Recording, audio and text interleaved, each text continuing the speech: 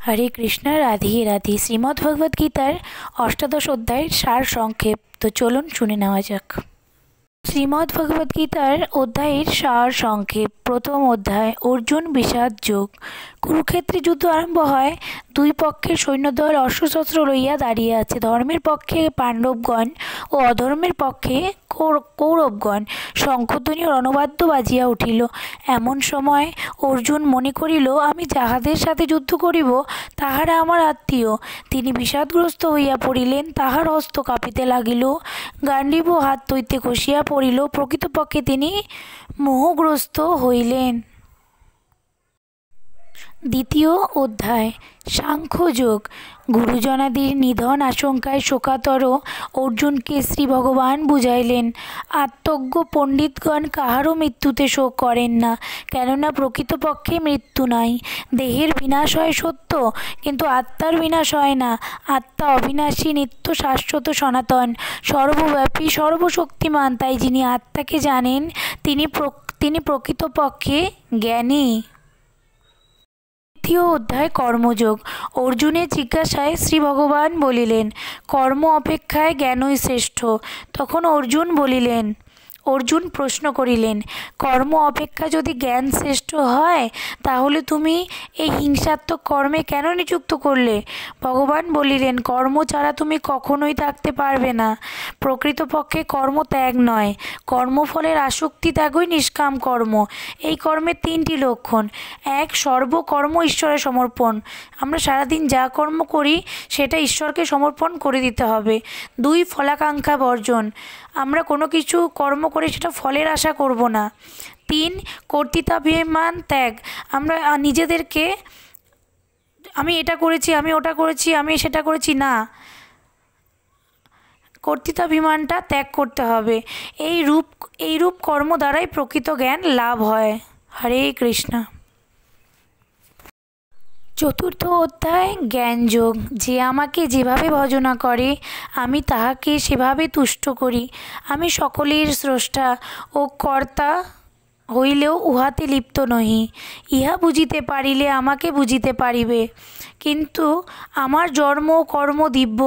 যিনি আমার এই দিব্যজন্য ও কর্মতত্ত্ব জানেন, তাহার আর পুনর্জন্ম হয় না, কিন্তু ইহা মায়ার অধীন।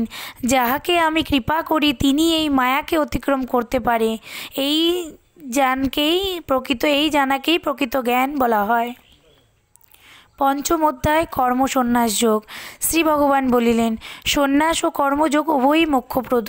তার মধ্যে কর্মযোগ শ্রেষ্ঠ, কেননা ফল আসক্তি ত্যাগ করিয়া কর্ম করিলেও সন্ন্যাসে ফল পাওয়া যায়।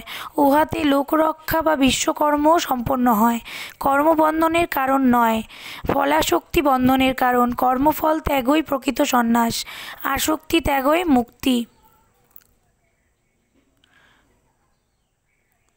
যে কোনো কর্ম করলে তাতে যাতে কোনো ফলের আশা না থাকে, সেটাই কর্ম। ষষ্ঠ অধ্যায়, অভ্যাস যোগ। যিনি কর্মফলের আকাঙ্ক্ষা ত্যাগ করিয়া কর্তব্য কর্ম করেন তিনি সন্ন্যাসী, আবার যোগীও। প্রতিনিয়ত ইন্দ্রিয় সংযমের মাধ্যমে আত্মশুদ্ধির পুনঃ পুনঃ চেষ্টাই অভ্যাস যোগ। চঞ্চল মনকে নিরোধ করা একান্ত দুঃসাধ্য বটে, কিন্তু দৃঢ় অভ্যাস ও তীব্র বৈরাগ্য দ্বারা উহা সাধন করা যায়। সপ্তম অধ্যায়, জ্ঞান বিজ্ঞান যোগ। ভগবানের দুই প্রকৃতি, এক অপরা প্রকৃতি আর দুই পরা প্রকৃতি। অপরা প্রকৃতি হলো মায়াময় জগৎ, পরা প্রকৃতি হলো চৈতন্য। এই দুই প্রকৃতির সংযোগেই স্থাবর জঙ্গম জগতের সৃষ্টি। আমি এই জগতের মূল কারণ এবং প্রলয়ে উহা আমাতেই লয় পায়। ভক্ত চার প্রকার, আর্তভক্ত, জিজ্ঞাসু ভক্ত, অর্থাৎী ভক্ত, জ্ঞানী ভক্ত। তবে জ্ঞানী ভক্তই আমার প্রিয় ও শ্রেষ্ঠ। অষ্টম অধ্যায়, অক্ষর ব্রহ্মযোগ। মৃত্যুকালে যেভাবে যোগ স্মরণ করিয়া দেহ ত্যাগ করে সেই ভাব প্রাপ্ত হয়। তাই মৃত্যুকালে যে আমার এই অক্ষর ওং অর্থাৎ প্রণব মন্ত্র ভ্রুযুগলের ধ্যান করিয়া দেহ ত্যাগ করেন, তার আর পুনর্জন্ম হয় না। নবম অধ্যায়, রাজবিদ্যা রাজগুহ্য যোগ। আমি অব্যক্ত মূর্তিতে জগৎব্যাপী আছি। আমি নির্গুণ নিঃসঙ্গ বলিয়া কিছুতে লিপ্ত নহি, অথচ আমি প্রকৃতি দ্বারাই জগৎ সৃষ্টি করি। আমি সর্বভূতের মহেশ্বর, আমি জীবের গতি কর্তা, প্রভু শরণ সুহৃদ। কিন্তু অবিবেকীগণ আমাকে সাধারণ মনুষ্য মনে করে। যে ধর্মকর্ম করে তাহা নিষ্ফল ও জ্ঞান নিরর্থক। হরে কৃষ্ণ। দশম অধ্যায় বিভূতিযোগ। আমার বিভূতির অন্ত নাই, সর্বভূতের যাহা বীজ স্বরূপ তাহাই আমি। আমি আদি অন্ত মধ্য যাহা কিছু ঐশ্বর্য সুপ্ত তাহাই আমি। আমি জগৎব্যাপী আছি, আমার শূন্য মহিমা সমগ্র স্বরূপ জীবের অচিন্ত অজেয়। একাদশ অধ্যায় বিশ্বরূপ দর্শন যোগ। শ্রী ভগবান এক অপূর্ব মূর্তিতে বিদ্যমান হলেন, যাহার অসংখ্য বদন উদর ও নয়ন। তাহার আদি নাই, অন্ত নাই, মধ্য নাই।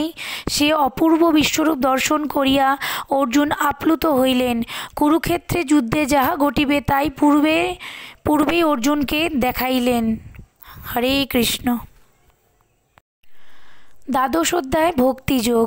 যিনি সর্বভূতে বৈরীভাব শূন্য, সকল বিষয় আসক্তি শূন্য হইয়া অনন্যভাবে আমার আশ্রয় করিয়া সর্বতোভাবে আমার ভজনা করেন, তিনি আমাকে প্রাপ্ত হন। সব কিছুর মধ্যে কৃষ্ণকে যারা দর্শন করে সেটাই এখানে বলা হয়েছে। সব কিছুর মধ্যেই শ্রীকৃষ্ণ বিরাজমান। ত্রয়োদশ অধ্যায় ক্ষেত্রজ্ঞ বিভাগ যোগ। এই শরীরই ক্ষেত্র, আর আত্মা হচ্ছেন ক্ষেত্রজ্ঞ। পঞ্চ কর্ম ইন্দ্রিয়, পঞ্চ জ্ঞানেন্দ্রিয়, পঞ্চভূত, ষড়রিপু, মন, বুদ্ধি, অহংকার, এই 24 তত্ত্ব নিয়েই শরীর, আর চৈতন্যই হলো আত্মা। হরে কৃষ্ণ। হরি বল। চতুর্দশ অধ্যায় গুণত্রয় বিভাগ যোগ। সত্য রজঃ তমঃ। সত্যগুণ, রজগুণ, তমগুণ প্রকৃতির এই 3 গুণ। এই 3 গুণের বশেই জীব সংসারে আবদ্ধ। সত্যগুণে সাত্ত্বিক, রজগুণে রাগান্তক, তমগুণে তমসিক ভাব সম্পন্ন হয়। সত্যগুণ প্রবল হইলে নির্মল জ্ঞান উৎপন্ন হয়, রজগুণ প্রবল হইলে বিষয় বাসনা জাগে, আর তমগুণ প্রবল হইলে বুদ্ধি লোপ পায়, মানে বুদ্ধি বিলুপ্ত হয়ে যায়। তাই সত্যগুণ সুখ, রজগুণ দুঃখ এবং তমগুণ অজ্ঞান লাভ হয় তমগুণে। পঞ্চদশ অধ্যায় পুরুষতম যোগ। এই সংসার অস্বস্থ বৃক্ষস্বরূপ। উহার প্রধান মূল ঊর্ধ্ব দিকে, পরব্রহ্ম, শাখা নিম্ন দিকে। মায়াবদ্ধ জীব ইহার প্রকৃতি স্বরূপ জানে না। বৈরাগ্য রূপ অস্ত্র দ্বারা মায়া ছেদন করিয়া পরমেশ্বরকে জানতে হয়। ষোড়শ অধ্যায় দৈবাসুর সম্পদ বিভাগ যোগ। চিত্তশুদ্ধি, আত্মজ্ঞান, নিষ্ঠা প্রভৃতি 25টি গুণ দৈবী ভাব। দম্ভ, দর্প, অভিমান, ক্রোধ, নির্দয়তা ও অজ্ঞানে এগুলি অমঙ্গল স্বভাব। সপ্তদশ অধ্যায় শ্রদ্ধাত্ময় বিভাগ যোগ। মানুষের শ্রদ্ধা স্বভাবজাত, অর্থাৎ পূর্বজন্মের সৎকার প্রসূত। গুণভেদে স্বভাব পরিবর্তন হয়। শ্রদ্ধা যেরূপ ত্রিবিধ সেরূপ আহার, যজ্ঞ, তপস্যা ও দান ত্রিবিধ হয়। অষ্টাদশ অধ্যায় মোক্ষযোগ। শ্রী ভগবান বললেন, সর্বশেষ আমার গুহ্যমত উপদেশ শ্রবণ করো।